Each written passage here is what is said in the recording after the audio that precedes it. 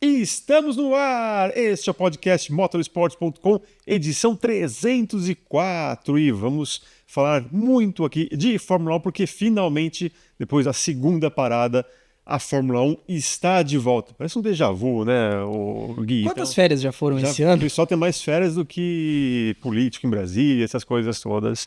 Mas temos aí uma reta final, um sprint, ou as sprints finais do campeonato de 2024, e você já observa o nosso convidado aqui hoje, mais uma vez. Ele veio há pouco tempo, eu sei, eu não estava aqui, então para mim vale como primeira vez, tá?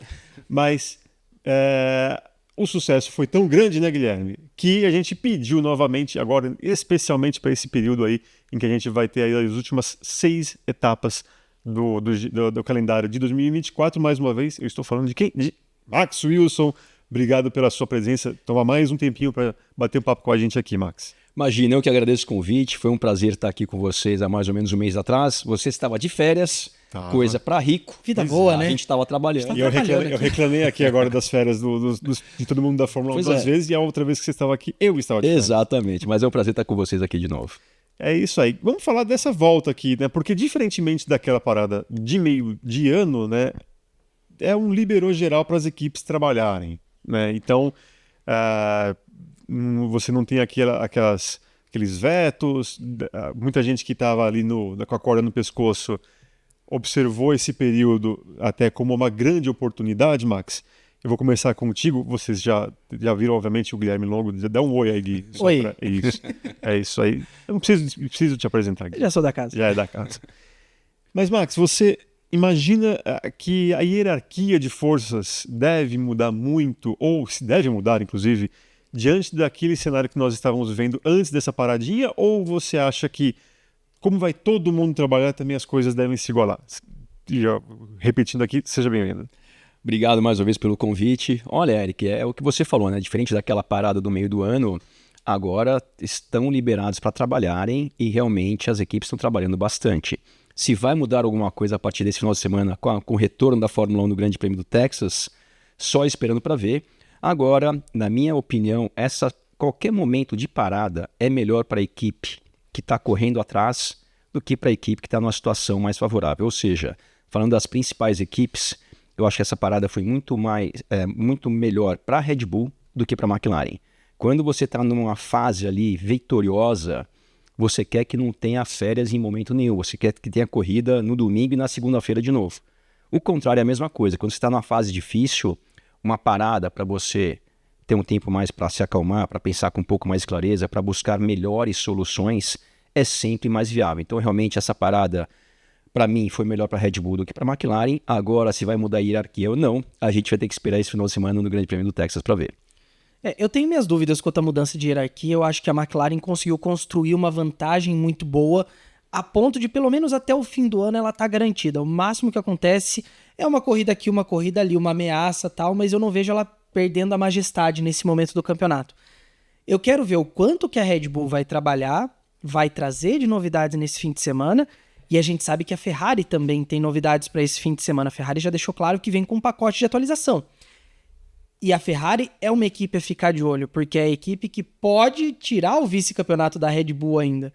Então, ou dar o título pro Max Verstappen de pilotos. Né? Exatamente, ela tira de um lado, mas ela ajuda do outro. A Ferrari pode ter um papel determinante. A gente sabe que das corridas, né, as 6 que faltam, mantendo-se essa ordem de forças e as características dos carros, a McLaren com certeza deve dominar, que é o Qatar. É um tipo de pista que tende a favorecer muito o momento da McLaren. Tem trechos muito rápidos, é uma pista extremamente abrasiva, então a Ferrari, que sofre com desgaste de pneus, vai sofrer até mais do que o normal, mas as outras corridas seguem uma incógnita. Eu acho que a gente vai ver uma McLaren forte, e uma McLaren que vence esse fim de semana é uma McLaren que quebra o domínio da Red Bull, né? Porque o Verstappen é quem está vencendo o GP dos Estados Unidos desde o retorno pós-pandemia, né? Então, é um momento interessante para o campeonato. Eu estou muito curioso para ver esse fim de semana. Só recapitulando para a galera que estiver desatenta nas últimas semanas, teremos agora GP dos Estados Unidos, em Texas, em Austin, depois GP do México, ou GP da Cidade do México, né? Vai lembrar que Austin tem corrida sprint, GP do México não, Aí depois a Fórmula 1 vem ao Brasil, GP de São Paulo com sprint. Aí depois 2 semaninhas de parada. E aí a Fórmula 1 volta à América do Norte com o GP de Las Vegas sem sprint, GP do Catar com sprint e GP de Abu Dhabi sem sprint, e finalizando o ano 6 corridas, 6 etapas, sendo 3 delas com corrida sprint. Você acha que essa questão também é um diferencial, Max? Porque com fim de semana com corrida sprint significa um treino livre a menos para as equipes testarem ali. 2, né? São 2 treinos livres a menos, né? Isso. Tem só um treino livre para o final de semana. O regulamento atual, diferente do ano passado, as equipes podem modificar o carro da corrida do sábado para a corrida do domingo. E além disso, né, você também tem mais pontos em jogo. Então esse é o maior diferencial. Agora, o que vai acontecer nessas próximas 6 corridas, como eu pelo menos acho que tem que esperar para ver, mas uma coisa também é fato, é muito mais difícil você melhorar um carro que já está excelente do que você melhorar um carro que não está muito bom. E hoje o carro que é a referência da Fórmula 1 é a McLaren. Então acho que a McLaren não vai conseguir mais, mesmo trazendo atualizações, dar mais passos para frente. Além disso, né, tem toda aquela controvérsia em relação às asas móveis da McLaren, que se flexionam e tudo mais. Ou seja, eu acho que a Red Bull, assim como outras equipes, tendem a se aproximar da McLaren, principalmente pelo fato de, mais uma vez, você melhorar um carro que já está muito bom, é muito mais difícil que você melhorar um carro que tem algumas deficiências. Agora tem essa questão da Ferrari, né? A Ferrari que, se a gente pegar antes desse período de férias, eu diria que a Ferrari e a Mercedes estão mais próximas da Red Bull, às vezes até à frente, do que a Red Bull em relação à McLaren. E isso pode ser um diferencial para o campeonato de pilotos, porque essas 2 equipes, com os 4 pilotos, Russell, Hamilton, Leclerc e Carlos Sainz, podem tirar pontos do Max Verstappen, se continuar essa hierarquia após essa parada agora. Então realmente vai ser muito interessante, e também tem que ver também o quanto o Lando Norris, que é quem está desafiando o Verstappen, como ele vai se portar daqui para o final do ano. O Lando Norris, para mim, vem fazendo um trabalho muito bom. Por outro lado, ele vem cometendo alguns erros ao longo dessa temporada, diferentemente do Max Verstappen. A última etapa que a gente teve antes dessa parada, por exemplo, em Singapura, por muito pouco, por Deus, ele não perdeu uma corrida praticamente ganha. Ele tocou 2 vezes no muro, não quebrou mais por sorte do que por mérito o carro dele. Então, realmente, a gente já vê ali um Norris tendo uma conduta diante da pressão que ele já vem tendo no momento, diferente do que o Verstappen teve na primeira disputa do Verstappen por um título, que foi em 2021 contra o Hamilton.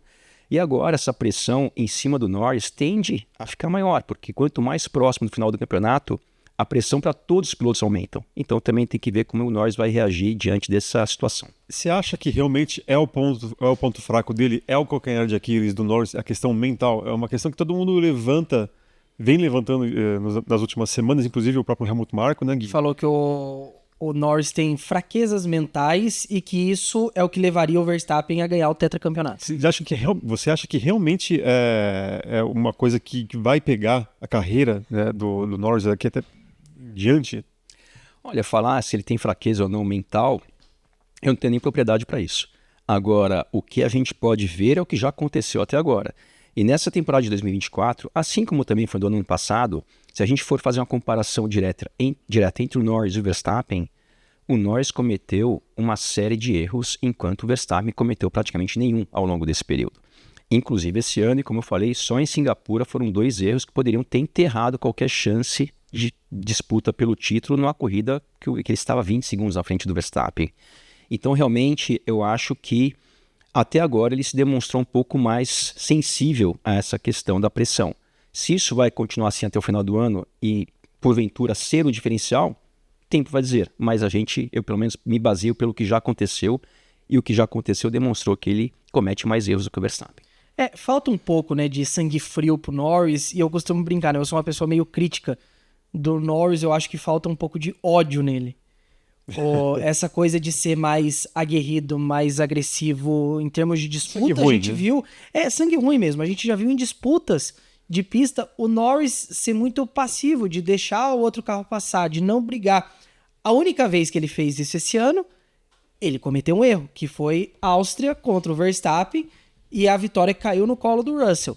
Então, para mim, falta um pouco o sangue frio, o ódio no coração do Norris, que, por outro lado, muita gente já destaca, e eu vejo também, o Piastri parece ter mais isso do que ele. E você acha que esse tipo de coisa, o Max, ele adquire durante a carreira ou ele nasce com isso? Vai ser uma coisa que ele vai ter que lidar para sempre? Acho que as duas coisas. O piloto, cada um tem sua característica, né? Você citou o caso do Piastri. Para mim, o Piastri, que é um dos mais jovens da categoria, na minha opinião, assim, o mental dele se demonstra ser o melhor da categoria em relação a todos os pilotos. Porque o Piastri já se deparou com uma série de situações que muitos pilotos teriam uma reação muito mais agressiva, muito mais desequilibrada. E isso não aconteceu com o Piastri. Como, por exemplo, tiveram situações ano passado, no ano de estreia dele, que o Carlos Sainz jogou o carro para cima dele em Spa, ali nas primeiras posições, ele ficou para fora da corrida e ele falou de uma maneira muito calma. Uma outra coisa que me chamou a atenção do Piastri é o fato que esse ano, assim como ano passado, várias vezes o Norris recebeu atualizações na McLaren e ele não. Ele nunca levantou a mão para justificar, não fui tão bem quanto o Norris porque o meu carro não tem asa A, B ou C. Então isso para mim demonstra um equilíbrio emocional muito grande e isso é uma coisa extremamente importante para um piloto ou para qualquer pessoa, né? Mas tratando de esporte, é muito importante, pode ser sim um diferencial. O Norris, por outro lado, eu acho que ele... Eu tenho uma visão até um pouco diferente, eu acho que às vezes ele é tão um pouco explosivo demais, às vezes ele tenta um pouco demais e comete erros, como aconteceu em várias classificações, que está lá para fazer uma pole, chega na última curva e escapa. Então acho que essa parte de um equilíbrio emocional pode ser sim um diferencial. E se a gente comparar, né, o Norris, que entrou na Fórmula 1 em 2019, se eu não me engano, ou seja, ele está 5 anos na Fórmula 1, que é mais ou menos o mesmo período que o Verstappen estava quando ele conquistou aquele título de 2021. O Verstappen estreou em 2016 e em 2021, 5 anos depois, ele estava na disputa de título. Disputa essa muito, muito mais acirrada do que vem sendo agora de 2024. E o Verstappen naquele ano parecia um veterano. Não cometeu praticamente erros nenhum. Os poucos que cometeram não tiveram muitas consequências, como naquele grande prêmio de Jeddah, que ele ia fazer a pole na última curva, bateu, mas mesmo assim não interferiu ali no final de semana dele de uma maneira muito relevante. E quando cometeu erro, o Hamilton também, né? Tipo Azerbaijão, que ele bate no muro e o Hamilton erra na hora. O pneu estoura e o Hamilton acaba. Exatamente, o do Hamilton foi um erro com um prejuízo muito maior e um erro muito mais básico, vamos falar assim.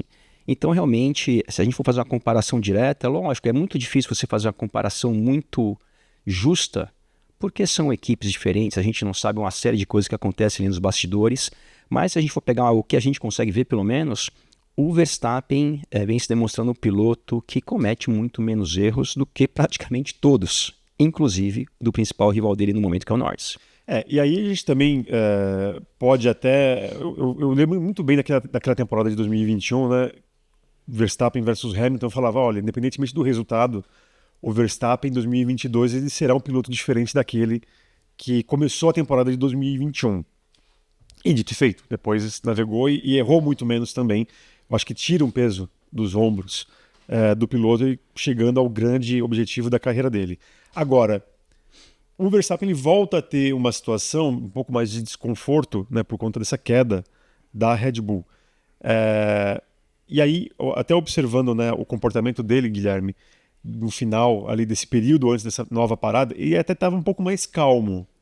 Agora, resta saber se ele estava um pouco mais calmo porque ele estava vendo esse período de um mês em que a equipe poderia trabalhar, ou, de alguma maneira, ele sabe, ou a equipe sabe e pontuou ele falando que, ó, fique tranquilo que a gente já tem já sabe a rota para retomar esse caminho. É que eu acho que em Singapura ele tinha outras dores de cabeça, né? Ele comprou a briga com a FIA, da história dos xingamentos, e ali... Será que isso interfere na pista? É que assim, o Verstappen, desde 2021, e a gente gosta de falar, né, que um ponto focal, um ponto de virada da trajetória do Verstappen é aquela batida em Mônaco 2018. A partir dali a gente vê o crescimento do Verstappen. Até então era o Verstappen muito adolescente, muito intempestivo, que cometia erro, que saía brigando com todo mundo. Depois dali ele começa a crescer muito. E eu acho que ele foi aprendendo, e eu acho que ele tá com uma certa tranquilidade, porque já existem outros casos na história da Fórmula 1, inclusive um relativamente recente, o caso do Button, em 2009, de você começar o ano com um carro melhor, você construir a liderança e depois, mesmo com o crescimento da rival, você vai administrando o jogo. Eu acho que o Verstappen aprendeu um pouco disso. A gente tinha muita preocupação de que talvez o ano passado tivesse colocado ele muito no salto. Porque vai tudo dar certo, não sei o quê. Mas a gente tá vendo um Verstappen bem controlado esse ano. A questão que o Max falou dos poucos erros é fato. A única corrida que ele abandonou esse ano não foi culpa dele. Foi o GP da Austrália. O motor foi embora. A única corrida que, na minha visão, que ele cometeu um erro e que mesmo assim é muito pouco, porque se a gente pegar nos últimos, 3 anos, para não pegar um passado tão distante, a única corrida que ele cometeu um erro que prejudicou ele foi, na verdade, na Hungria. Naquela corrida que ele estava totalmente desequilibrado, xingando a equipe, falando da estratégia, foi lá e bateu com o Hamilton naquela ocasião. E mesmo assim, um erro em 40 corridas é muito pouco. É muito pouco. Então, realmente, essa é uma característica que ele tem, é uma coisa dele. Eu concordo com você, quando ele chegou na Fórmula 1, e é natural e esperado, ainda mais no caso dele, que chegou com 17 anos, no seu segundo ano de carro. Ele saiu dele, fez nem um ano inteiro de Fórmula 3, foi para a Fórmula 1 direto. Então, realmente, tudo aquilo que aconteceu não é surpresa para ninguém, assim como o que aconteceu, por exemplo, com Kimi Antonelli, de numa sessão de treinos livres dar uma volta e bater, é totalmente normal esse tipo de coisa. Mas realmente ele, no caso do Verstappen, diferentemente de muitos outros casos, é o seguinte, ele evoluiu, ele amadureceu. E tem pilotos que chegam assim como uma grande promessa porque são muito rápidos, isso e aquilo, e cometem muitos erros no início da carreira, que de novo é o normal, só que não tem uma evolução. E continuam assim ao longo das suas carreiras inteiras. E o Verstappen não, em pouco tempo ele amadureceu, teve um comportamento diferente e consequentemente errando muito menos e chegar no piloto que vem conquistando o que ele vem conquistando. Só para não passar batido, para não deixar escapar, foi uma furada a experiência que a Mercedes deu ao Kimi Antonelli naquele treino livre que ele bateu? Eu acho que não. Eu acho que, mais do que tudo, como já tinha sido feita a decisão de colocar o Kimi Antonelli a partir do ano que vem na Mercedes, eu acho que não tem essa de furada, porque qualquer coisa que você possa definir, teve o lado bom, teve o lado ruim, na Itália, ele é italiano, pressão, isso, aquilo, mas no final das contas, eu não acho que foi nem certo nem errado, aconteceu o que aconteceu e por isso muitas pessoas criticaram de ter sido da maneira que foi. Agora, uma coisa para mim, eu acho que é a parte mais importante. O que aquele menino fez nas 3 voltas que ele deu, uma volta e 3/4, que no final, no complemento da volta que ele bateu, ele acabou ficando na última curva, independente de qualquer coisa, talvez tenha sido feito ali uma situação um pouco mais de marketing, de colocar pouco combustível, um mapa de potência talvez mais forte, mas mesmo assim, para um rapaz desses, tão jovem, chegar lá na primeira volta de todo mundo, ele foi mais rápido. E na volta que ele bateu, ele era mais rápido de longe. Então, realmente, demonstra que o potencial que ele tem realmente é muito maior do que a média. Agora, a gente sabe que tem uma diferença de ter um potencial e concretizar esse potencial. Eu acho que ele vai concretizar. Eu não conheço ele, mas eu conheço muitas pessoas que conhecem ele da época do meio do kart, né? Porque ele pilotou muito tempo de kart. Até esses dias era piloto de kart, de tão jovem que ele é. Eu acho que ele vai ser realmente um piloto excepcional na Fórmula 1, mas mais uma vez a gente tem que esperar para ver. É importante lembrar, né? Um piloto que inclusive bateu de frente com o Kimi Antonelli na Fórmula 4 foi o Rafa Câmara. Sim. Foram companheiros de equipe, inclusive disputaram as mesmas Fórmulas 4. Engraçado que agora o Rafa Câmara vai ainda para a Fórmula 3 e o Kimi Antonelli para a Fórmula 1. Porque o Rafa Câmara ainda fez 2 anos de freca, né? Então tem essa questão. Mas o Kimi Antonelli, eu acho que a única coisa assim, que eu vejo em termos de erro é que a Mercedes, desde sempre, serviu o Kimi Antonelli de bandeja para todo mundo. Tipo, esse aqui é o próximo Verstappen, esse aqui é o próximo Hamilton. Tanto que tem algumas declarações do Toto Wolff no meio do ano, antes do anúncio dele na Mercedes 2025, que o Toto fala, a gente tem que dar o tempo, ele tem que crescer, ele tem que amadurecer. Sim, ele tem, esse é o problema.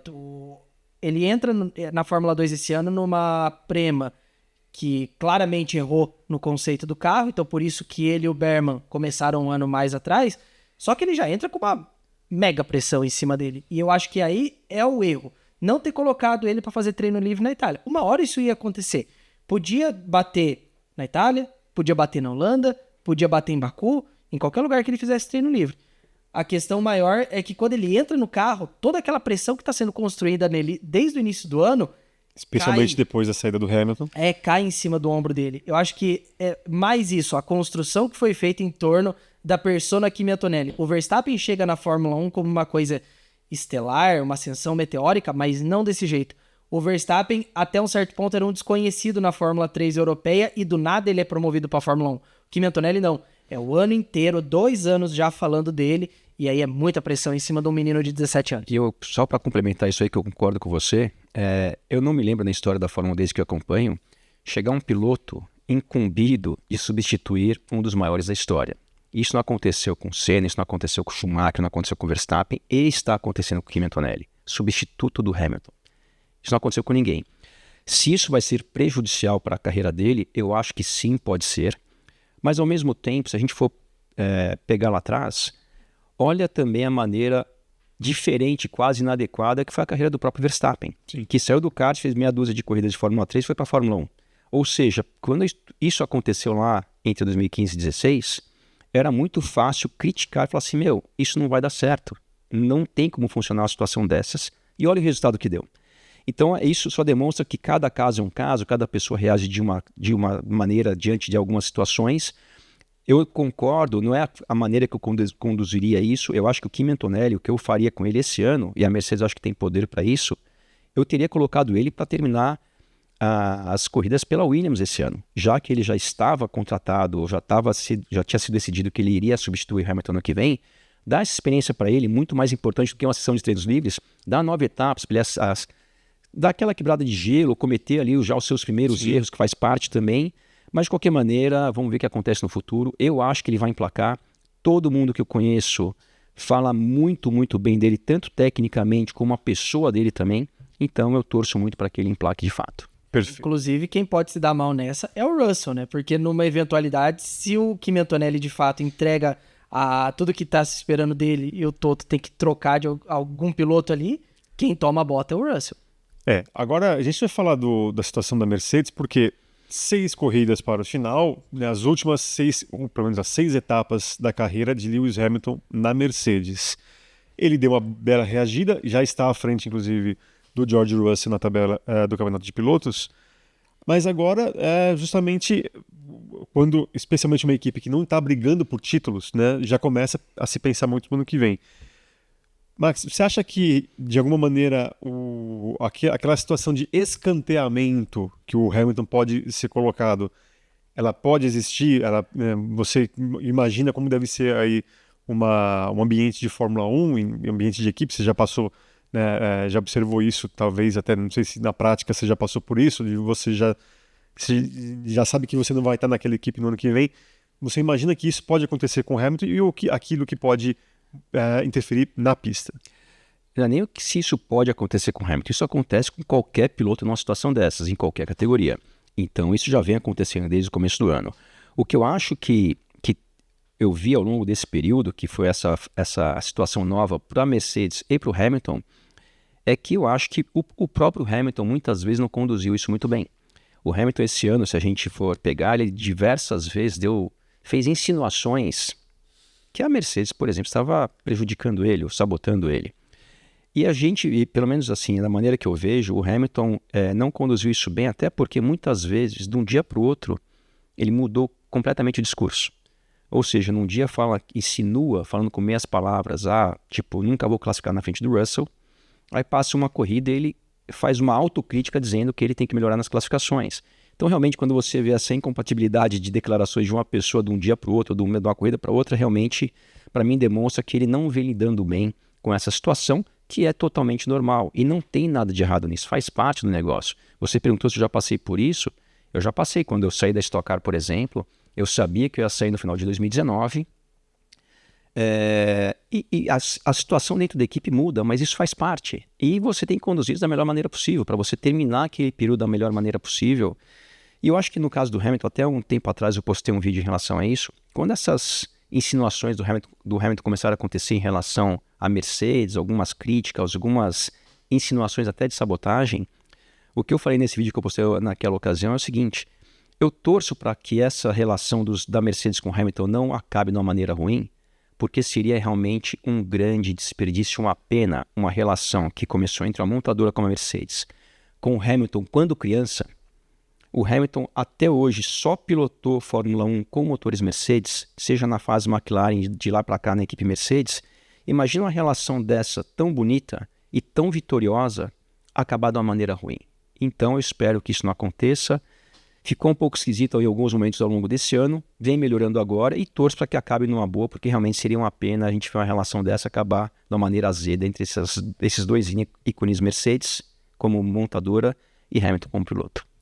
É uma das duplas, né, mais famosas da história da Fórmula 1, de maior sucesso, é nível Schumacher, Ferrari, Senna, McLaren. Então seria muito ruim, na verdade, ver isso acontecendo, a relação azedar nessa reta final. Mas eu acho que não deve acontecer, eu acho que vão ser aí 6 corridas que a Mercedes vai cumprir tabela, não sei até onde que ela vai conseguir brigar por pódios, vitórias.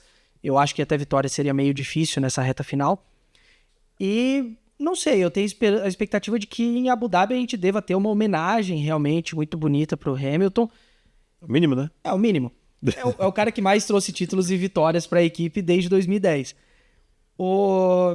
E aí, 2025 começa outra oportunidade, né? Vale lembrar que o Hamilton não vai poder fazer o teste de pós-temporada em Abu Dhabi com a Ferrari, então ele vai ser oficialmente o escanteamento do Hamilton, então só no ano que vem é que a gente vai ver ele de vermelho. Mas eu acho legal, justamente legal, porque se ele vai para o teste de Abu Dhabi já de Ferrari, para mim já meio que seria um anticlímax. Eu acho que tem que ter uma apresentação com pompa e circunstância. Olha, tem. Mas vamos lembrar, por exemplo, na MotoGP ano passado, o Marc Marquez, quando troca a Honda pela Ducati, ele faz o teste de pós-temporada, ele fecha, ele costura um acordo com a Honda para poder fazer o teste de pós-temporada em Valência. É a estreia oficial dele com a Ducati. E foi o evento. O título já estava resolvido no domingo, quando foi na terça-feira, todo mundo só falava disso.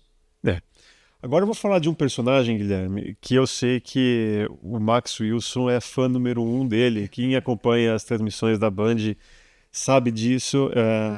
Até que ponto, Max Wilson, Sérgio Pérez, você imagina que realmente aquelas notícias ou aqueles rumores de aposentadoria são verdades?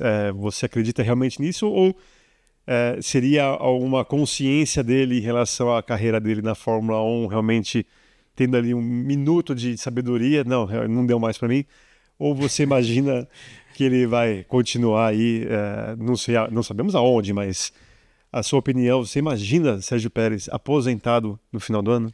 Bom, primeiro, quando você fala que o Sérgio Pérez teve um minuto de sabedoria, eu vejo que temos 2 fãs do Sérgio Pérez aqui, eu e você. Olha, eu acho o seguinte, eu acho que, primeiro, eu já disse isso várias vezes, com todo respeito ao Sérgio Pérez, não tem nenhum cabimento desportivo o Sérgio Pérez está na Red Bull até hoje. Tem explicações comerciais para isso e a gente não precisa entrar no mérito disso, acho que isso é muito claro. Você acha que as pessoas pegam isso como você tendo algo pessoal com ele? Tem pessoas que acham que sim, entendeu? Mas na verdade eu não tenho absolutamente nada pessoal contra o Sérgio Pérez. E de novo, a única coisa as coisas que eu falo em relação ao Sérgio Pérez são baseadas no que acontece.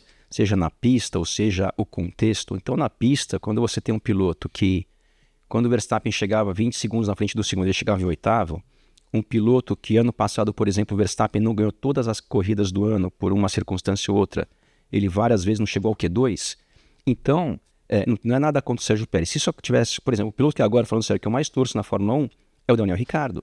Se o Ricciardo tivesse fazendo o que o Pérez vem fazendo dentro da Red Bull, eu também iria falar a mesma coisa em relação ao Daniel Ricciardo, que eu sou fã dele, eu conheço o Ricciardo desde a época da Austrália, quando eu morava lá. Que legal. Então não tem nada contra o Sérgio Pérez, mas eu trabalho em cima de fatos. E o fato é, um piloto que dentro da melhor equipe dos últimos anos vem se mantendo tão aquém do outro piloto dessa mesma equipe, realmente, seja quem for, Sérgio Pérez, se isso acontecesse, ao contrário, se fosse o Verstappen numa situação dessas, o Hamilton, que é o grande piloto, a gente, na minha função de comentarista, você tem que pontuar algumas coisas como essas.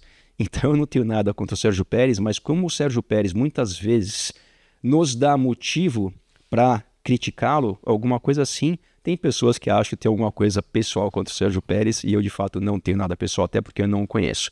Agora voltando a essa questão dessa aposentadoria, eu acho que isso sim pode ser possível, porque por 2 motivos. Eu acho que o Sérgio Pérez, que já tem mais de uma década de Fórmula 1, eu acho que ele não vê na carreira dele sair da Red Bull para, por exemplo, voltar para uma equipe de meio de pelotão, onde ele fez a maior parte da sua carreira na Fórmula 1. E não estou falando da maneira pejorativa, mas é fato. Eu acho que nesse período ele já talvez tenha alcançado o objetivo dele de fazer o que eu posso fazer aqui. Deve estar financeiramente, imagino eu, muito bem ao longo desse período todo.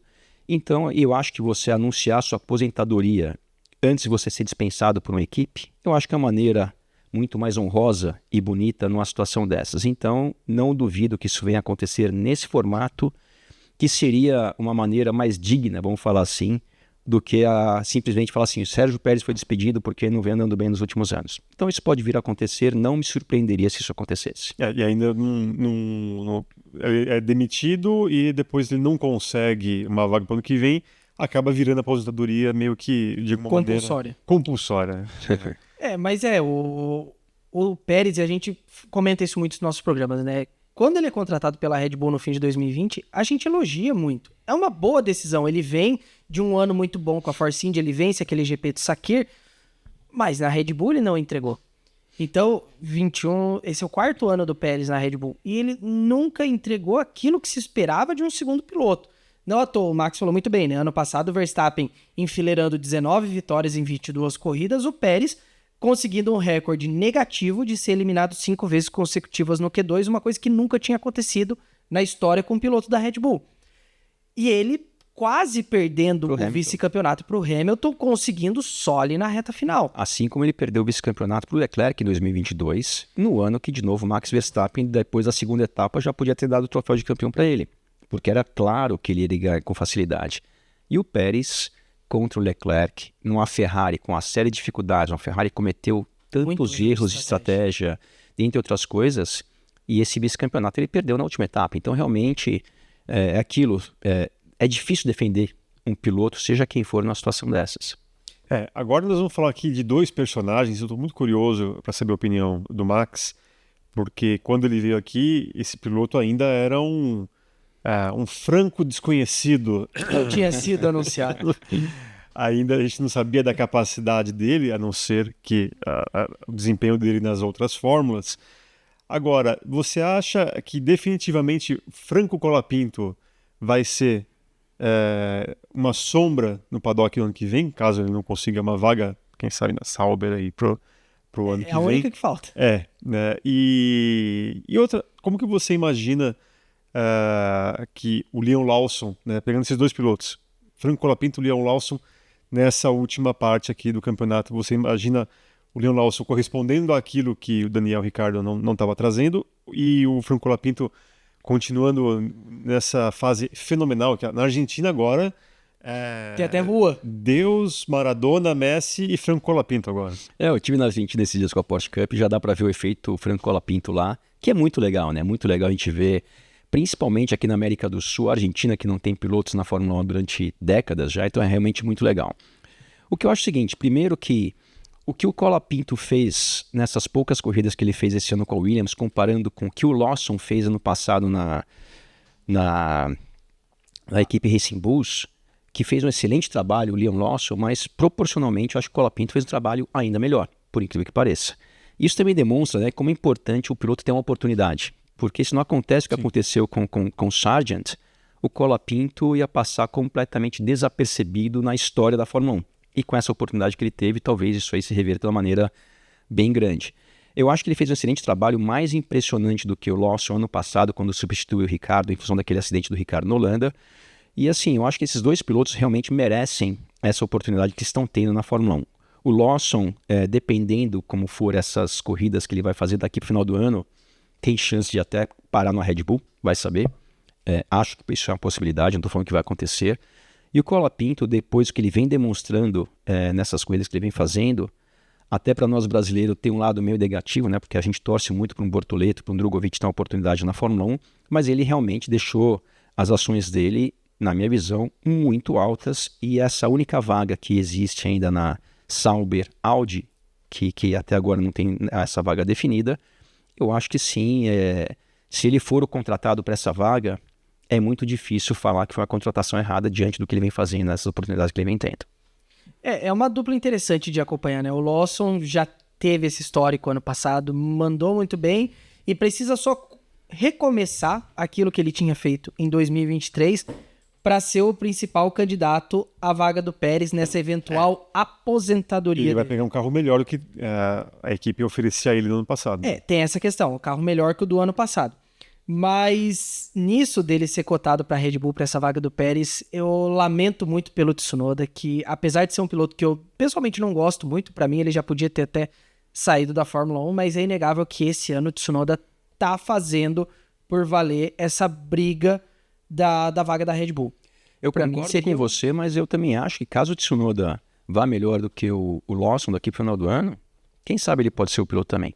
É porque parece que o Christian Horner tem uma resistência muito grande a ele. Não sei se por causa da ligação dele com a Honda. O Marco parece mais aberto a ter o Tsunoda na Red Bull, enquanto o Horner parece que é muito mais crítico. Eu lembro que o ano passado, no GP de São Paulo, a gente teve uma coletiva com o Tsunoda e um repórter, inclusive, perguntou, né? Porque era a época que o Ricardo estava muito cotado para ocupar a vaga do Pérez. E um repórter perguntou assim, Yuki, o Ricardo acabou de voltar e ele já tá sendo cotado pra Red Bull. Por que o teu nome nunca tá nesses rumores? Aí ele tentou sair pela tangente e tal, mas pra mim parece que tem uma resistência do Horner nessa história. Eu acho que tem uma resistência não só do Horner, mas de vários membros que tomam a decisão em relação a quem vai ser os pilotos. Eu acho que o Tsunoda, que vem evoluindo desde que ele chegou na Fórmula 1 em 2021, mas o Tsunoda também já deu e dá vários motivos para ter essa resistência, como por exemplo, quando a gente vê nas transmissões a maneira frequente que ele fala com os membros da equipe pelo rádio, isso já demonstra que ele é uma pessoa, às vezes, meio difícil de lidar. E se isso acontece no rádio, o que acontece entre quatro paredes? Sim.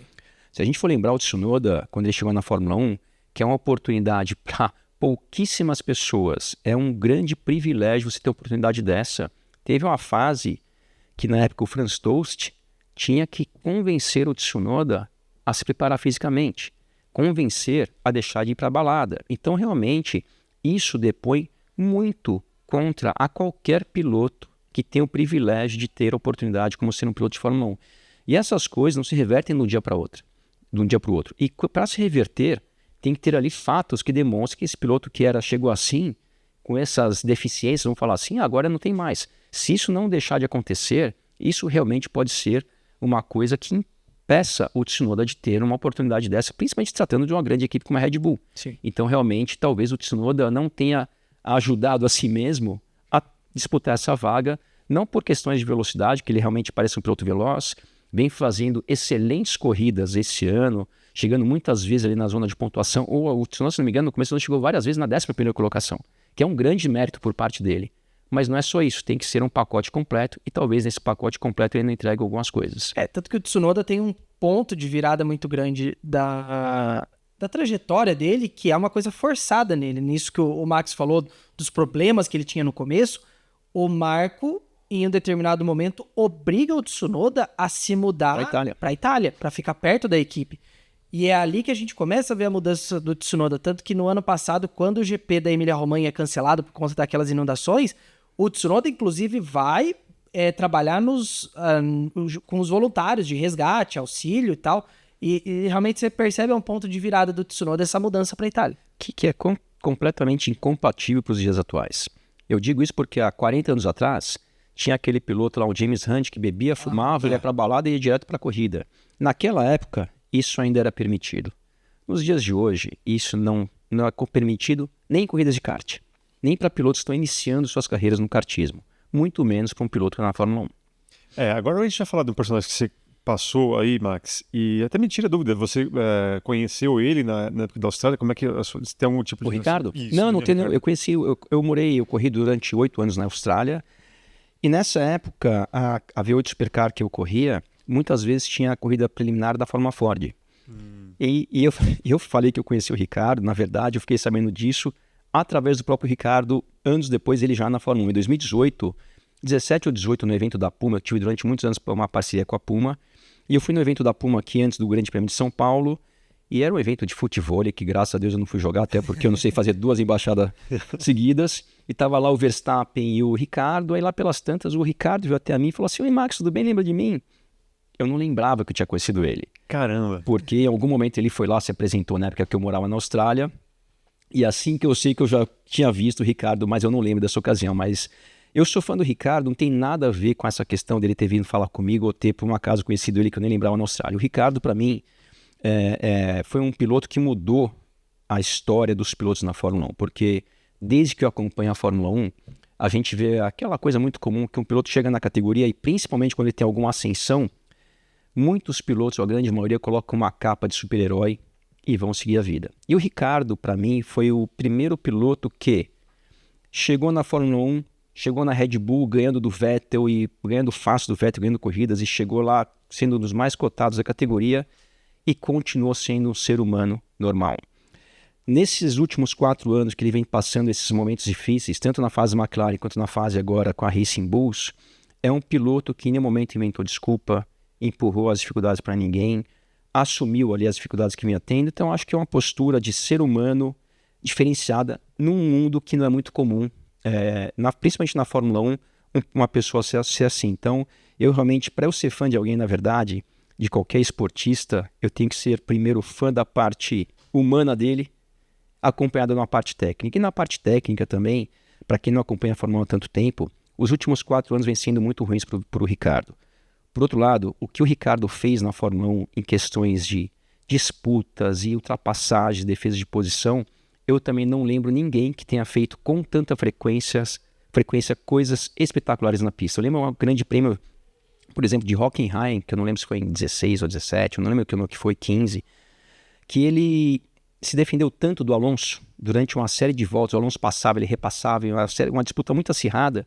E o Alonso, que normalmente não elogia ninguém a não ser a ele mesmo, ele elogiou tanto o Ricciardo, ele se divertiu com aquela disputa. Então realmente o Ricciardo fez coisas espetaculares na pista que não vem acontecendo infelizmente nos últimos 4 anos, mas mais do que tudo parece ser um ser humano muito legal, muito humilde, e eu admiro esse tipo de postura.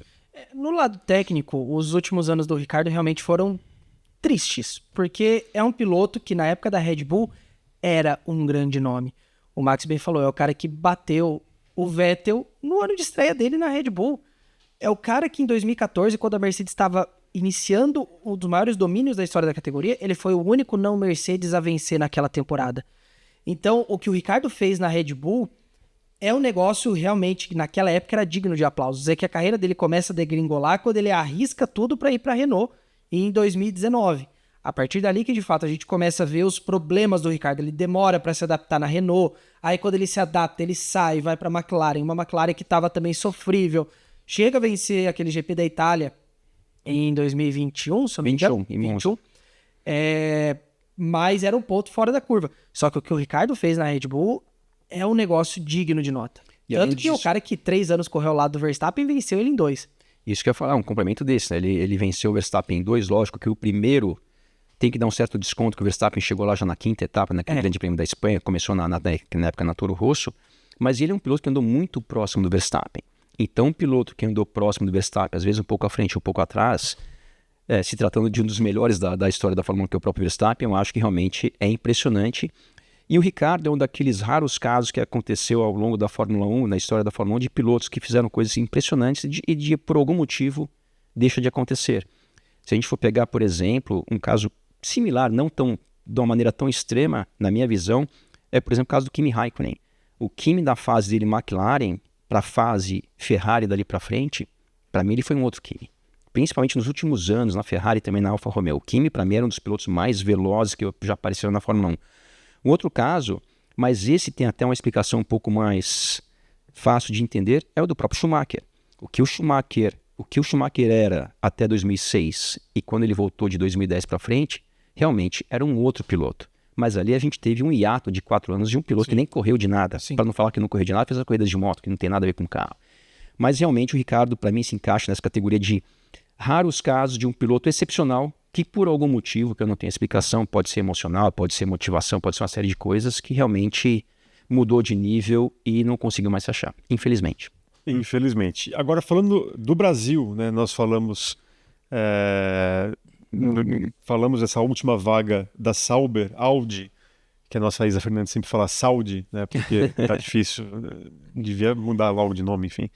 Mas você acredita, Max, que tenha alguma chance ainda para o Bortoleto por conta daquilo que vem acontecendo, até nessa questão contratual com a McLaren não querer liberar por mais de uma temporada, aí também as coisas começam a mudar ali o cenário, aí já tem o Bottas tentando ali a todo custo continuar na equipe, o próprio Mick Schumacher tentando de alguma maneira também forçar a volta dele para a Fórmula 1. Como é que uma coisa que parecia até tão certa, né, há algumas semanas, realmente parece ser muito difícil a gente voltar a ter um brasileiro ano que vem? Bom, eu torço para que o Bortoleto consiga se encaixar nessa vaga. Como você falou, aparentemente, algum tempo atrás, essa possibilidade parecia ser mais factível do que é hoje em dia, mas ela ainda pode acontecer. A gente, por ser brasileiro, né, a gente torce muito para que isso aconteça. Dá para defender manter o Bottas lá? Dá. O Bottas é um piloto muito experiente. Eu acho que ele já... Acho não, passou pela Mercedes, já está na equipe, você tem uma continuidade importante, então dá para defender também a tese de manter o Bottas. O Mick Schumacher, que já teve uma oportunidade na Fórmula 1, que não correspondeu de uma maneira esperada, não só pelo nome, né? O Mick Schumacher já tinha sido campeão da Fórmula 2, aquele primeiro ano dele na Haas com o Mazepin, eu diria que foi um ano ali praticamente sem muita referência, mas ele foi superado com uma certa facilidade pelo Magnussen, que vem sendo superado pelo Hülkenberg com uma certa facilidade também. Então, em termos de mérito, eu, com todo respeito ao Mick Schumacher, eu acho que ele teve uma oportunidade e, infelizmente, para ele, isso acabou não vingando. Ao mesmo tempo, a gente sabe que muitas vezes mérito não é tudo que faz com que alguma decisão como essa seja tomada. A gente tem o Schumacher, que tem o nome Schumacher, é alemão, Audi alemã. Então, de novo, eu prefiro sempre olhar muito mais pelo mérito, não por uma questão comercial, de nacionalidade, qualquer coisa assim. E hoje, entre esses pilotos, Bottas, Mick Schumacher e Bortoleto, não por ser brasileiro, mas eu colocaria o Bortoleto.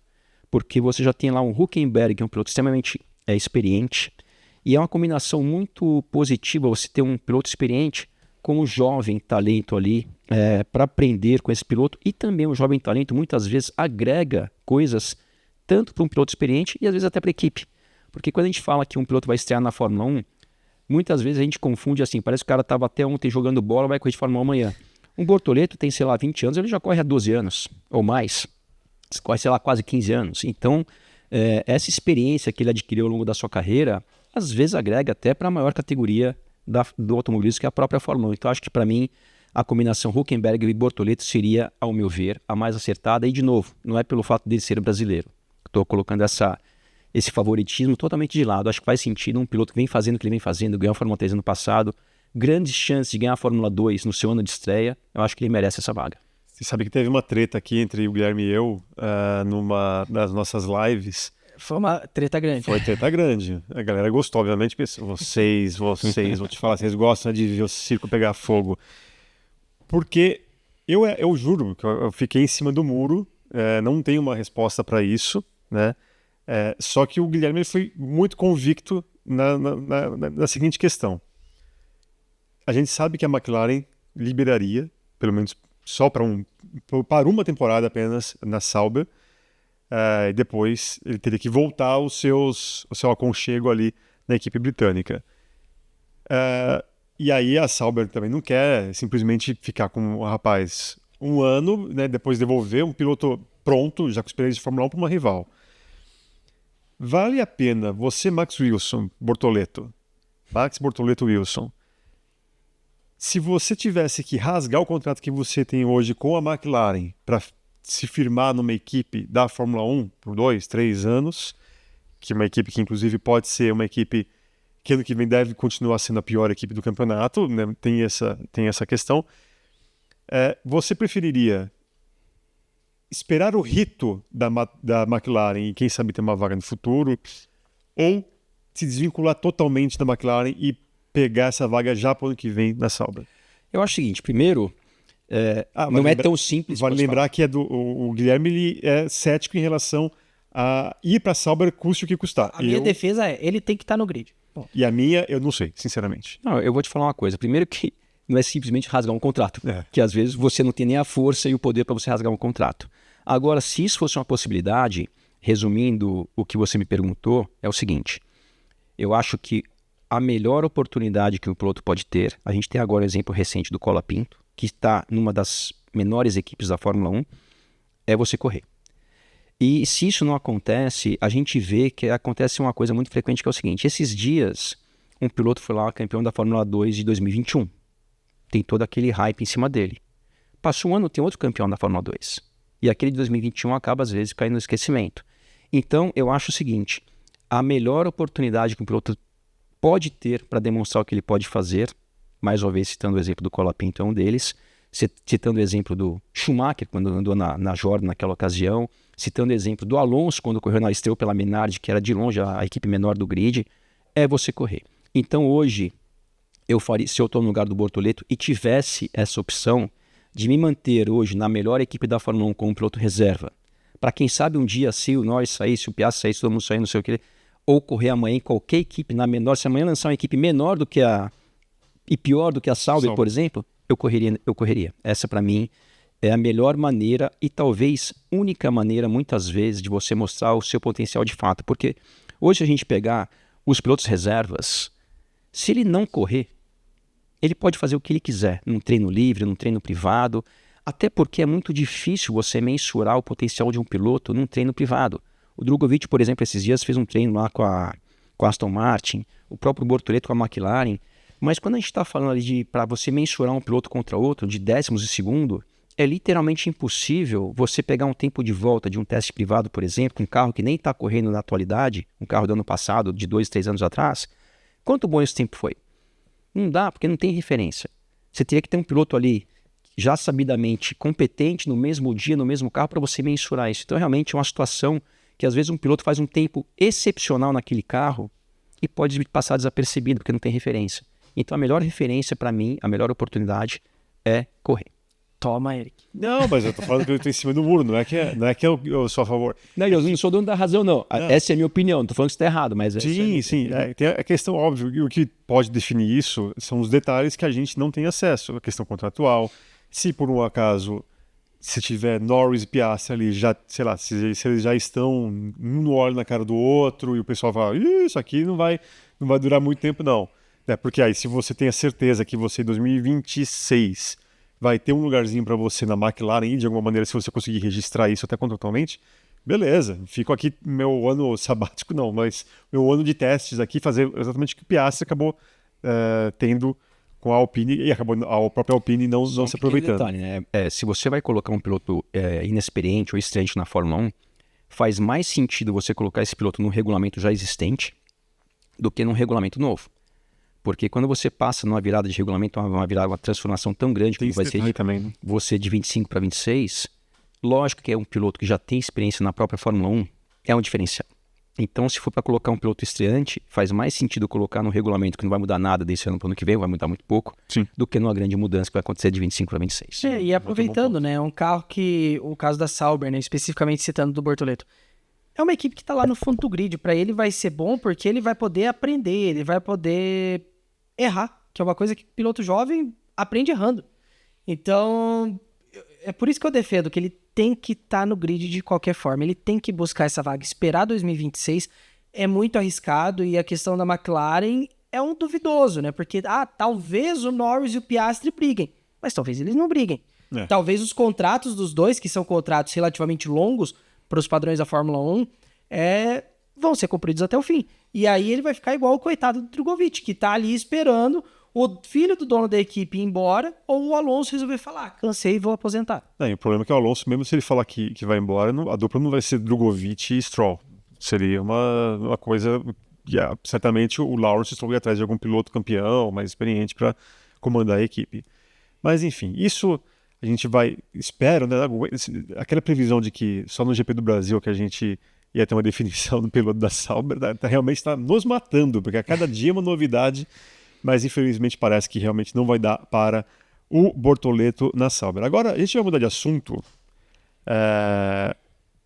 para uma equipe que um dia já foi grande.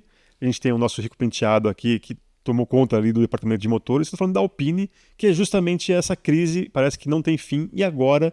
motores Mercedes, aparentemente. Ainda não é oficial, mas já é certo que a Alpine não terá um motor Renault.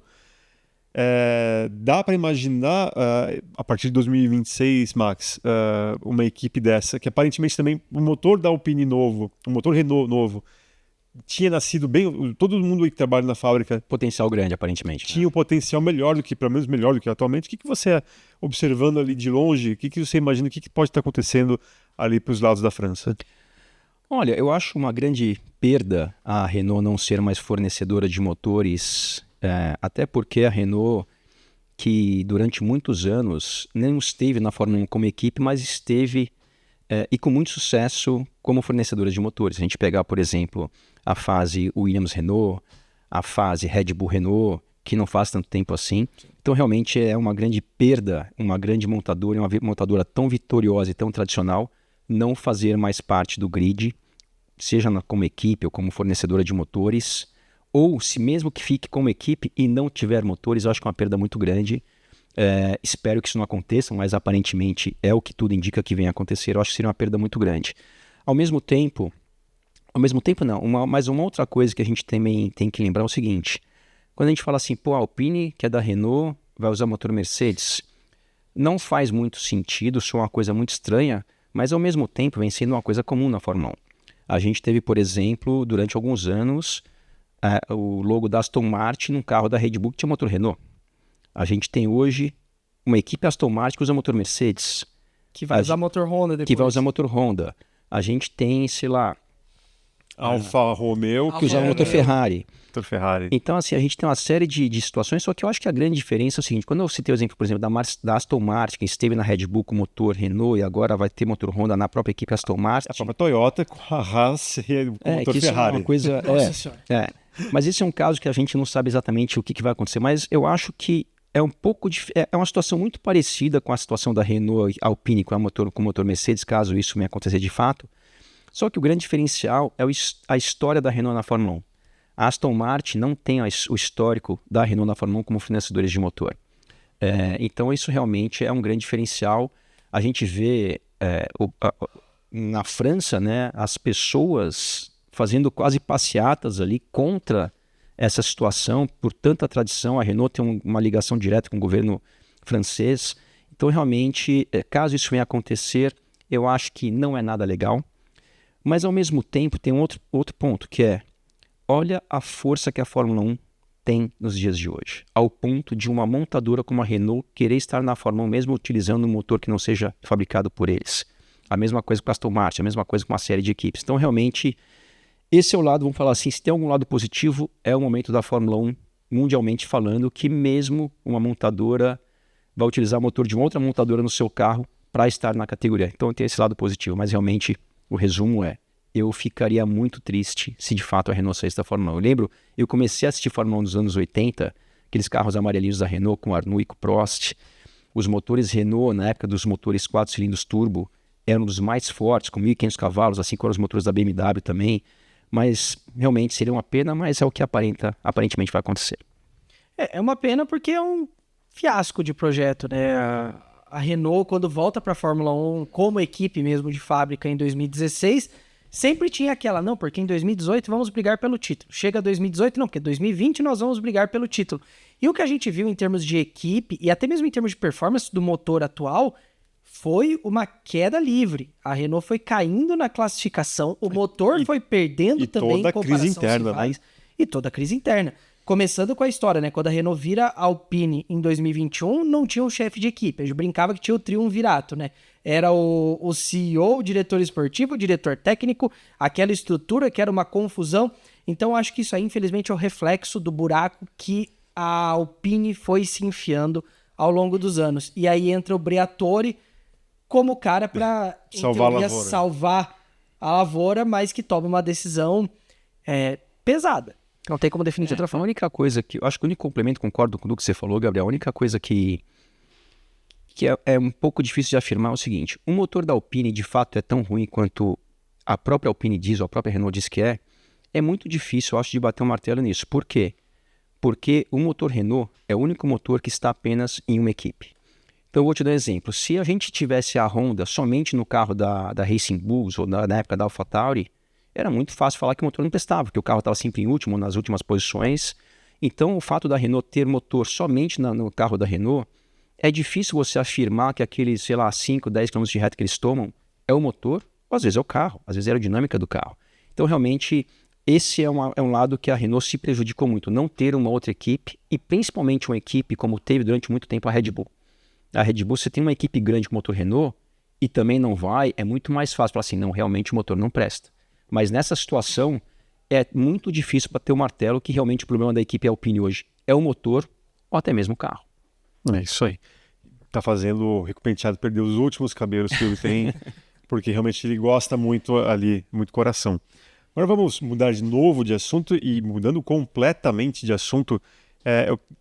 Todo convidado que a gente traz aqui, que faz parte do grupo Bandeirantes, muita gente fica curiosa de saber como é que tá a situação e tal, e a gente não descarta. Obviamente, tem questões que você não sabe do que tá rolando, ou sabe, pode nos contar aqui em primeira mão, mas, Max, tudo a gente acredita que, né, especialmente nos próximos dias, algumas confirmações sobre a mudança de casa da Fórmula 1, né, saindo do Grupo Bandeirantes e voltando para o Grupo Globo, que você também fez parte. O que você tem a nos falar, se você tem alguma informação, e até se realmente, uma vez concretizando isso, você toparia uma volta ao Grupo Globo para comentar também as corridas lá? Olha, eu não tenho informação, não é que eu não quero falar o que eu não posso falar, eu não tenho essa informação. O que eu ouço é o que todo mundo ouve, é o que está na mídia hoje em dia. E a maneira que eu vejo isso, primeiro de tudo, é o seguinte: não sei o que vai acontecer, mas eu acho que é extremamente positivo para a Fórmula 1 aqui no Brasil a gente ter essa vontade de mais de uma emissora transmitir a Fórmula 1. Porque se vai para a Globo, se vai ficar na Band, se vai para algum outro canal, eu não tenho a resposta. Mas o que aparentemente está acontecendo é que todo mundo quer. E eu que sempre estive envolvido no automobilismo desde os 11 anos de idade, tudo que eu fiz até hoje, tudo que eu tive até hoje tenho vendo automobilismo, e o automobilismo para uma pessoa que é do meio, a Fórmula 1 é muito importante, porque a maneira que a Fórmula 1 está num país faz com que a indústria do automobilismo nesse país cresça ou diminua. Então, realmente, eu acho que é muito positivo a gente ver hoje em dia muitas emissoras, falando de emissoras de televisão, terem o interesse e a vontade de ter a Fórmula 1. Obviamente, alguém vai ficar com a categoria, seja a Globo, seja a Band, seja quem for, eu não tenho essa resposta. Então, mas eu acho que isso é muito positivo, porque isso reflete desde o kart até o caminho inteiro. Então, acho que é muito legal a gente ter hoje essa situação, porque o contrário seria o seguinte: a Fórmula 1 vai sair de alguma emissora e ninguém quer. Olha, o problema, isso inclusive para vocês que trabalham com isso, para mim que trabalho com isso, para a indústria do kart, que tem muitas pessoas que vivem do kartismo, não estou me referindo somente a pilotos que possam vir serem pilotos de Fórmula 1. Eu digo pessoas que dependem do automobilismo, no kart, na Stock Car, em tantas categorias que existem no Brasil. Então, como a Fórmula 1 está posicionada no país, é extremamente importante, e eu fico muito feliz de ver a Fórmula 1 hoje com a força que tem no nosso país. E principalmente se tratando que a gente já, 7, 8 anos, não temos pilotos brasileiros na Fórmula 1. E o que era muito comum, talvez na fase mais popular da Fórmula 1 aqui no Brasil? Muitas pessoas acompanhavam a Fórmula 1 para torcer para um piloto. Seja para o Emerson, seja para o Piquet, seja para o Senna, seja para o Massa, para o Rubinho. E quantas vezes nós que somos do meio já ouvimos: eu acompanhava a Fórmula 1, mas depois que o Senna morreu eu parei de assistir. Então isso hoje, acho que a Fórmula 1 nunca teve um momento tão forte como categoria, como vem tendo nos últimos anos. E eu acho que é muito bom, e isso faz com que esse interesse de tantas emissoras pela Fórmula 1 seja tão grande quanto é. Então, realmente fico muito feliz com isso. O que vai acontecer eu não sei. Hoje eu estou na Band, se a Fórmula 1 vai ficar lá ou não, eu também não sei te dizer. E o que cabe a mim fazer numa situação, não só como essa, em qualquer momento, mesmo quando vai mudar, não vai mudar, é fazer meu trabalho o melhor possível. Então, independente do que venha a acontecer, eu vou fazer o melhor possível sempre. Eu já tive uma relação com a Globo, hoje estou na Band, eu sou muito grata a essas duas emissoras, porque a Globo, quando eu comecei já há 10 anos atrás como comentarista, foi na Globo e foi através de um convite da Globo. Ou seja, não é que eu bati lá um dia e falei, eu gostaria de ser comentarista. É uma história até engraçada, eu recebi um telefonema um dia, uma história que eu conto com mais calma depois, mas eu sou muito grato, eu comecei na Globo, assim como eu sou muito grato à Band, de na transição da Globo para a Band, me convidarem para fazer parte da equipe. Então eu sou extremamente grato às duas emissoras, fiz muitas amizades nas duas emissoras, então realmente muito feliz. Então, o que cabe a mim é fazer meu melhor trabalho possível e o que vai acontecer no futuro a gente vai ver daqui a pouco. Estou muito curioso com a sua história. De como que você a minha foi história. pra Eu Globo. vou contar rapidamente. Um dia, em 2014, eu nunca esqueço, foi uma quinta-feira, tocou um telefone do Rio de Janeiro e eu, desde aquela época, eu não tenho muito costume de atender telefones que eu não conheço, números que eu não conheço. Mas ligaram umas 5, 6 vezes, falei, bom, deixa eu ver o que é. Acho que é importante. Talvez não seja trote. E a história foi engraçada, que foi o seguinte, era uma pessoa que na época eu não conhecia, hoje é um grande amigo meu, que é o Eduardo Melido, que era lá da Globo, do Sport TV da Globo até hoje. Ele ligou, Max, aqui é o Eduardo Melido, que eu não conhecia na época, ele falou assim, a história é o seguinte, isso foi antes do Grande Prêmio da Hungria de 2014, ele falou assim, olha, funciona assim, no Grupo Globo, os treinos livres passam no Sport TV, classificação e a corrida passam na Globo. Só que a partir desse final de semana, a classificação vai passar ao vivo também no Sport TV e a corrida vai ser transmitida no Sport TV ao vivo, mas vai para o ar em horário alternativo. E ele me explicando tudo isso, até eu, mas o que eu tenho a ver com isso? Aí ele falou assim, eu falei, mas e daí? Ele falou assim, não, a gente gostaria de ter mais um comentarista, que tinham na época o Lulito, a dupla era o Sérgio Maurício e o Lito Cavalcante, queria ter mais um comentarista que já tenha andado de Fórmula 1. E na época eu falei, pensei, falei, mas eu agradeço, mas eu nunca fiz isso na vida. E foi numa quinta-feira à noite que ele me ligou para fazer no sábado, 2 dias. Eu agradeci, eu falei, obrigado, mas eu nem sei se eu sei fazer isso, nunca fiz, tal. Ele insistindo, eu pensando, talvez não seja a melhor coisa para o momento, eu não tenho experiência, tal. Aí eu falei assim, faz o seguinte, me liga amanhã que eu te dou uma posição se eu vou ou não. Aí chegou no dia seguinte, teve o treino, né? Foi na sexta-feira, só continuou na quinta, na sexta-feira teve um treino livre da Fórmula 1. E na minha cabeça eu pensei, não, eu não vou fazer isso, eu nunca fiz isso, não vai ser legal, até para eles mesmos e tal. E aí eu tô assistindo o treino lá com o Sérgio Culito, na transmissão, e de repente o Sérgio Maurício fala a seguinte coisa, e amanhã presença confirmada de Max Wilson aqui na classificação da Fórmula 1 e tal. Eu falei, nossa. Aí eu pensei, agora eu vou ter que ir. Aí eu peguei, fui pro Rio de Janeiro na sexta-feira. Aí no sábado eu aterrizo lá no Sport TV. Eu saí do hotel com o Lito, que eu já era amigo do Lito, sou amigo do Lito até hoje, mas eu fui lá com o mesmo motorista. Aí eu cheguei no Sport TV, aí começou o primeiro drama, arrumar um uniforme para mim. Você imagina, o que passava no ombro vinha até a canela, o que chegava na canela, o ombro não entrava. Eu falei, nossa, eu cheguei assim, dá pra ir lá no camarim, lembra do Praga, do show da Xuxa? Sim, Eu falei, vai lá no Praga. Enfim, arrumaram um blazer pra mim, que o que passou no ombro vinha quase até o joelho. E começou e tinha lá estúdio na época. Eu nunca tinha ficado cara a cara com uma câmera, ao vivo na televisão. Caramba. E eu lembro, deve ter isso guardado em algum lugar, eu fiquei o tempo que a gente ficou em pé lá, eu, Lito, Sérgio, eu fiquei o tempo inteiro com a mão no bolso, pro blazer não via até a canela. E eu parado ali, se eu tivesse que coçar o nariz, eu tinha que coçar no Sérgio, assim, eu não podia tirar a mão do bolso. Mas, resumindo, foi assim que começou a minha primeira experiência. Eu fui lá como comentarista convidado, aí para a próxima corrida me chamaram de novo, e eu acabei fazendo todas as corridas ali do Grande Prêmio da Hungria, em 2014, para frente. Aí no final daquele ano, me convidaram para ser comentarista mesmo, e fiquei ali até o início de 2021, quando eu resolvi me desligar e sair da Globo, numa super boa, tenho amigos lá até hoje. E quando eu fui para a Band, a primeira conversa que eu tive na Band em 2021, na minha cabeça a Band, eu já sabia na verdade que a Band ia transmitir a Stock Car. Tanto que no final de 2020, a última etapa da Stock Car passou no Sport TV e também na Band. Sim, sim. E quando eu fui conversar com a Band, o assunto era Stock Car, eu nem sabia que que a Fórmula 1 ia para a Band. E aí eu fui lá, fiz o acordo com eles, assinamos tudo e tal, e literalmente no dia seguinte eu vejo na internet que a Fórmula 1 tinha ido para a Band, ou seja, eu nem sabia que a Fórmula 1 ia para a Band naquela ocasião.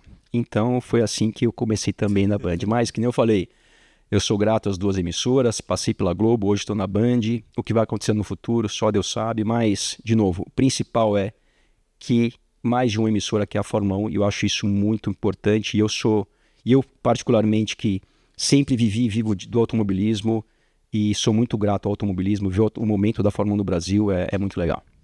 Que história legal. Na Band trouxeram um blazer no tamanho certinho. Lá fizeram sob medida. Também não acharam que servia em mim. Lá deu tempo. Lá deu tempo. Olha só, a gente tem que aproveitar aqui também a presença de um campeão da Stock Car também para falar sobre a maior e mais importante categoria do automobilismo brasileiro. Chegou a hora de acelerar no momento Stock Car. Este é o Momento Stock Car. E aproveitando aqui a presença do Max Wilson, campeão da Stock Car também, a gente vai repercutir uma notícia que agitou os bastidores na última semana, né, Guilherme? A saída prometida, não é para efeito imediato, mas a partir do ano que vem, a Vicar, que é a promotora das principais categorias do automobilismo brasileiro, como a Stock Car, Stock Series, vamos lá, Stock Car, Stock Series, Fórmula 4, Quadro TCR, South America TCR Brasil, Turismo Nacional e Stock. E Stock também. Teremos um novo comandante, né? Inclusive um comandante de forma interina, né? A gente teve a confirmação da saída do atual CEO, Fernando Giulianelli, no fim do ano, e o Lincoln Oliveira assume essa função de forma interina, enquanto ainda tem uma procura aí pelo novo nome, né, que vai comandar as principais categorias do automobilismo nacional. Então, é uma mudança importante, o Giulianelli entra em 2020, se eu não me engano? Isso, primeiro como ali um diretor de marketing, né? E depois, no começo de 2021, que ele tem ali a chance de ser o CEO da categoria. E o Giulianelli comanda a Vicar num momento muito importante, né? A gente vai ter a transição ano que vem para o novo carro, a entrada da Mitsubishi como terceira montadora. Então, é uma mudança importante e aí vamos ficar de olho para ver quem que vai assumir, né? Repetindo, Lincoln Oliveira assume de forma interina no momento aí dessa busca pelo novo CEO. Isso deve se desenrolar em 2025, né? Obviamente, as informações você acompanha aqui no motorsport.com, no site motorsport.com, as transmissões, Sr. Max Wilson. Eu sei que o senhor está na Band também, é nosso concorrente nesse caso, na Motorsport TV Brasil. Aqui no YouTube você assiste as corridas de todas essas... Inclusive semana que vem. El Pinar, né? El Pinar, que vale destacar para a galera, uma etapa diferenciada, vai acontecer na sexta e no sábado, não no sábado e no domingo. Exatamente, até porque tem as eleições no Uruguai, por isso que vai acontecer. Não só a brasileira, o Uruguai também vai... Acho que inclusive o Uruguai é presidencial esse ano. Bom, enfim. Mas, independentemente do dia, você acompanha ao vivo aqui na Motorsport TV Brasil. Antes de fechar, fiquei curioso. Ainda bem que você, Max, falou sobre a sua passagem pelo automobilismo australiano. Na semana passada, a gente viu uma cena muito inusitada na Bathurst, assim que se fala, né? Na prova mais tradicional do ano, uma cobra, né? E não era qualquer cobra, era a segunda cobra mais venenosa do mundo. E eu tenho certeza que... Quantos anos de Austrália? Foram 7 anos. Você tem alguma experiência com algum bicho desses peçonhentos? Cobra, aranha, dá pra colocar o canguru também, né? Vai que algum canguru invade uma com pista. Koala. Não é nem a pista. Tipo, chega em casa depois de uma semana de viagem e tem uma cobra, sei lá, esperando ele em casa. Tem alguma coisa desse tipo? Bom, é engraçado, né? Eu morei na Austrália durante 7 anos e naquele período eu descobri que, se eu não me engano, das 10 cobras mais venenosas do mundo, 5 são da Austrália. Só assim. Gostoso. Agora eu vou te falar, um animal desses peçonhentos que eu tenho pavor é a aranha. Se eu chegasse em casa ela e tivesse uma aranha, eu mudava da Austrália naquele dia. Sério? Então, graças a Deus, eu morava ali num lugar que não tinha nenhum desses animais ali. Agora, canguru, isso sim, tem em todo lugar da Austrália. Inclusive, nessa própria corrida de Bathurst, alguns anos atrás, já aconteceu mais de uma vez de atropelarem canguru. E canguru, tem várias espécies de canguru, né? E a maior delas é o canguru vermelho, que é um bicho que tem mais ou menos aí 1,80 m e pesa quase 200 quilos. Então, realmente é um animal grande. E lá em Bathurst, que é uma montanha, essa pista é um circuito de rua, para quem não conhece, é uma subida de montanha. Um circuito que tem mais ou menos 7 km de extensão, ou seja, uma área muito grande. E por mais que eles coloquem cercas e tudo, o canguru é um animal que dá um certo pulo. Então, ele pula por cima de tudo e vai. Agora, realmente, isso é muito legal da Austrália, que tem muitos desses animais, sem contar os que não são peçonhentos, mas mordem mais ou menos com força, que são os tubarões e os crocodilos australianos de água salgada, que são um dos maiores crocodilos do mundo. Caramba. E tem praia, só para uma coisa engraçada, a gente tem uma corrida numa cidade lá que é Darwin, que é no extremo norte da Austrália, vamos falar assim, equivalente ao Pará aqui no Brasil, que nas praias... Tem muitas praias lindas lá também, assim como ao longo da Austrália inteira. Não pode entrar na água, mas não pode molhar canela no mar. Por quê? Uma época do ano tem água viva que se encostar morre. Se encostar, morre. Morre. Aí tem tubarão e tem crocodilo de água salgada, que o próprio nome já diz, que tem no mar. E o crocodilo de água salgada, ele Tá no mais, mas ele vai na areia também. E o crocodilo, que é um animal que às vezes pesa 1 tonelada, mas com isso aqui de água ele já se esconde. Então, se você tá andando lá com água na canela, pode vir um bicho desse e dar uma mordidinha. Então, realmente, a Austrália tem um pouco disso, ou tem muito disso. Inclusive, a título de curiosidade, esse fim de semana tem GP da Austrália de MotoGP, que é em Phillip Island, Já que é corri na lá beira também. do mar também. É. Lá tem uma coisa muito legal perto do circuito, que eu não sei se é durante o ano inteiro na época, mas quando a gente corria lá com a V8 sempre tinha, que é muito próximo do circuito, tem um mar ali, tem praias, e tem uma praia que eu não lembro o nome, que todo final de tarde, tipo, meio que no pôr do sol, os pinguins saem do mar, mas assim, centenas, e vão dormir na terra. Então tem tipo um passeio turístico ali que você fica de uma maneira controlada ali para não estressar os pinguins, mas é uma imagem muito interessante. Você vê ali centenas de pinguins saindo do mar, tipo chegando no trabalho. E vai todo mundo pro seu cantinho lá e fica. Então a Austrália é realmente nessa parte ali de natureza e animais e bichos, realmente um país privilegiado, mas tem alguns lá que são perigosos. Eu, na boa, só daquela imagem que apareceu aí na semana passada, já falei, tá aí um lugar que eu não faço questão de ir. Tudo bem, se me desse uma viagem e tal, mas eu ia me certificar, né, bolsos assim, né, abre uma mochila, imagina, abre uma mochila, por algum motivo entrou uma aranha ali. Vai andar só de calça, de blusa. Um kit de primeiros socorros com todos os tipos de soro possíveis, enfim. A gente vai fazer ainda um podcast com o Max Wilson só para ele falar desse período na Austrália, porque eu acho que deve ter histórias sensacionais, assim, deve ter muita... Foi uma fase muito legal, foi uma maneira totalmente inusitada que eu fui parar na Austrália, que não era uma coisa, até hoje não é uma coisa comum para brasileiros, né? Para nenhum piloto, tanto que esse período todo que eu corri na Austrália, eu era, até aquela época, o único piloto não australiano ou neozelandês que participou de maneira efetiva no campeonato da V8. Então foi uma coisa meio que inédita. Dali para frente, depois que eu participei lá, isso aconteceu, mas muito pontualmente, um outro piloto que não é australiano ou da Nova Zelândia participando do campeonato inteiro. E para mim foi uma fase de muito aprendizado, de maravilhosa, fiz muitos amigos e profissionalmente aprendi muito, principalmente em relação a corridas de carros de turismo, que são a dinâmica é um pouco diferente de carros de Fórmula, né? Que até 2001 eu já tinha corrido praticamente de Fórmula, eu corri de Fórmula E de 2001, e em 2002 comecei a correr na Austrália. Então realmente essa experiência também me ajudou muito, até mesmo quando eu cheguei na Stock Car aqui no Brasil. Então essa fase da Austrália foi muito boa em vários sentidos para mim, então uma hora a gente vem conversar sobre isso sim. Com certeza. Max, eu quero agradecer demais a sua participação aqui, mais uma vinda, e obviamente já deixo aqui abertas as portas, mais uma vez, para várias outras presenças, quem sabe até no final do ano, para discutir aí o final da temporada, né? Quem acabou se dando bem, quem acabou se dando mal, e boa sorte aí também nessa jornada da Band e também nos outros compromissos que você tiver. Eu que agradeço o convite, é um prazer estar com vocês, mais uma vez parabéns pelo trabalho que vocês vêm fazendo. Eu sempre gosto de citar que busco muitas informações sobre automobilismo, sobre a Fórmula 1, tanto no motorsport.com.br, mas também no inglês. Então, parabéns pelo trabalho que vocês vêm fazendo. É um prazer estar aqui com vocês sempre. Guilherme Longo, muito obrigado. Mais uma... Só volta, né? Fazia tempo que você não participava do podcast, Fazia tempo, eu estava afastado do podcast nesses últimos tempos, mas é bom estar de volta e a gente se vê numa próxima. Tem muito mais aí para falar. A reta final da temporada da Fórmula 1 tá prometendo. Com certeza. A programação, você já sabe, nessa semana voltam todos os nossos programas ao vivo, a partir, inclusive, do Telemetria, depois fechando ali com o pódio. Espero que você que acompanhou a gente volte a nos assistir, comentar, sempre dando like, também se inscrevendo no canal. Um grande abraço e até a próxima. Tchau, tchau.